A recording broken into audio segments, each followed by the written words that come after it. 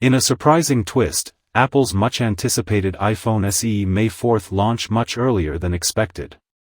Initially slated for a spring 2025 release, sources suggest that the release date could be pushed forward to as soon as January 2025. This revelation has shocked many, given Apple's usual release patterns for its SE series, which typically launches later in the spring. What makes this launch even more intriguing is that the iPhone SE 4 could feature significant upgrades over its predecessors. The device, which is part of Apple's budget-friendly range, is expected to sport an OLED display, an upgrade from previous models that featured LCD screens.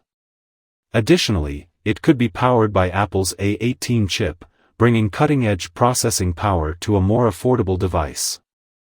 Other rumors point to a 48-megapixel camera, aligning with the feature seen in the latest iPhone 16 lineup. These advancements suggest that Apple is stepping up its game for the SE line, offering top-tier performance and design while maintaining the affordable price tag that the SE series is known for.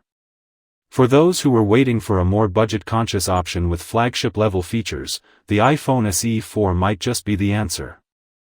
The accelerated production timeline is also noteworthy.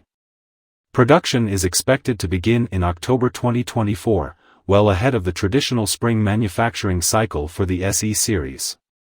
With production ramping up, a January 2025 launch could be possible, marking a shift in Apple's strategy to bring its budget phones to market faster. This move also reflects Apple's increased flexibility with release schedules, as seen with recent iPad and MacBook launches. As we await more official details from Apple, the early launch of the iPhone SE 4 is generating significant buzz. Consumers looking for a budget-friendly iPhone with flagship features may not have to wait much longer than expected.